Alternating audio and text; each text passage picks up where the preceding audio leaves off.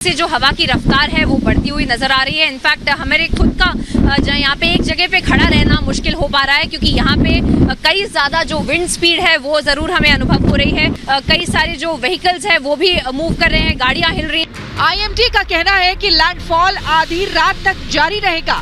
गुजरात में तूफान का सबसे ज्यादा असर जखाऊ, द्वारका, मांडवी, कच्छ, भुज, जामनगर और पालनपुर में देखने को मिल रहा है। तेज हवाओं के कारण सौराष्ट्र और कच्छ के कई इलाकों में पेड़ और खंभे गिरने लगे हैं। जामनगर में भी कुछ ऐसे ही हालात बन गए हैं। द्वारका में तो सरकारी अस्पताल के बाहर ही पेड़ उखड़ गए और दीवार गिर गई। हवा को, बारिश को, इस खराब मौसम को झेल नहीं पाया और ये पेड़ यहाँ पर धराशायी हो गया।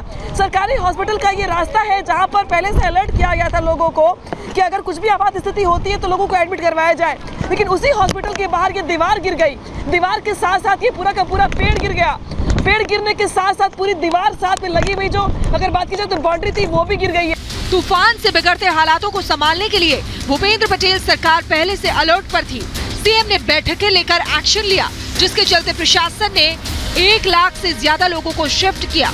एनडीआरएफ की 19 टीमों को तैनात किया गया। एसडीआरएफ की भी 12 टीमें मौके पर तैनात हैं। स्टैंड बाय पर 15 जहाज और 7 एयरक्राफ्ट हैं। कोस्ट गार्ड के हेलीकॉप्टर भी स्टैंड बाय पर हैं।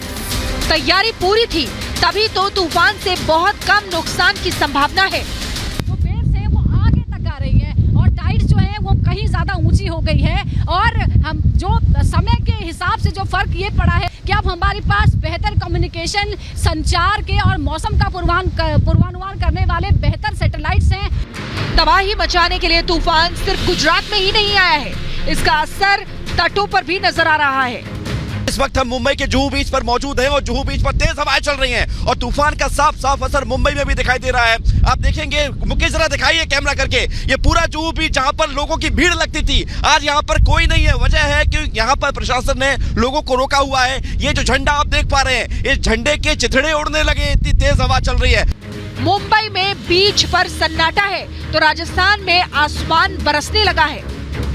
पुलिसकर्मियों के साथ में सिविल डिफेंस की टीम के जो लोग हैं वो इस इलाके में जा करके अनाउंसमेंट कर रहे हैं कि सुरक्षित स्थानों पर पहुंच जाएं और सुरक्षा अपनी जो है वो कर लें। दक्षिण पश्चिम भारत से तूफान ने एंट्री ली और धीरे धीरे ये आगे बढ़ता जा रहा है। ऐसे में तबाही को टालने के लिए तैयारी काफी है, लेकिन सावधानी भी जरूरी है। Bureau report, Republic Bharat.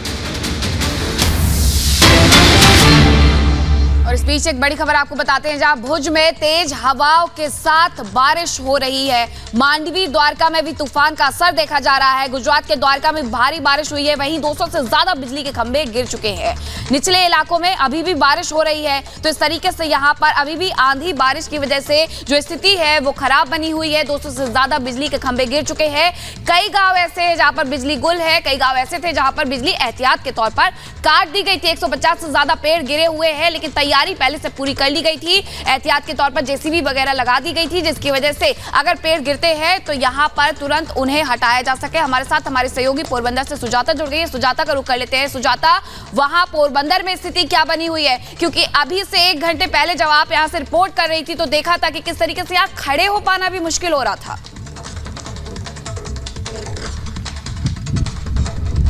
Meenakshi, देखिए हवा जो है वो अभी भी वैसी ही है। हालांकि बारिश फिलहाल रुक गई है, हवा वैसी ही है, लेकिन बारिश फिलहाल रुक गई है जैसा कि आप देख सकते हैं। लेकिन हवा का जो दबाव है वो बिल्कुल कम नहीं हुआ है, स्पीड कम नहीं हुई है। लेकिन राहत की खबर ये है कि अभी जहां तक मेरी आंखें जा रही है वहां पर किसी तरह के नुकसान की कोई जो है वो जानकारी नहीं है। तस्वीरें ठीक है सुजाता, कुछ तकनीकी कारणों की वजह से आवाज नहीं आ पा रही, दोबारा से जुड़ने का प्रयास करेंगे, लेकिन अपने दर्शकों को बताते देखिए बिपरजॉय तूफान का कहर किस तरीके से बरपा। 25 साल का ये सबसे बड़ा तूफान देखा गया है। 1998 के बाद ये ऐसा तूफान, तस्वीरें आपके सामने है। ग्राउंड जीरो से देखिए किस तरीके से पेड़ उखड़ गए। यहाँ पर देखिए कुछ मकानों की छत वो गिर गई है, जो फ्रंट का जो छज्जा होता है वो भी नीचे गिरा हुआ है। इसके अलावा सौराष्ट्र और कच्छ में भारी तबाही का मंजर देखा गया है। 2000 मकानों की छत गिर चुकी है।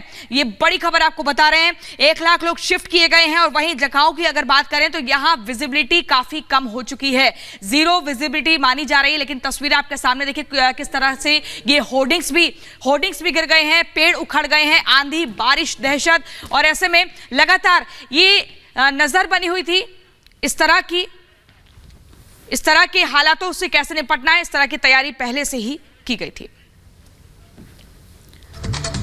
और इस बीच एक और बड़ी खबर आपको बताते हैं, हिमाचल के चंबा से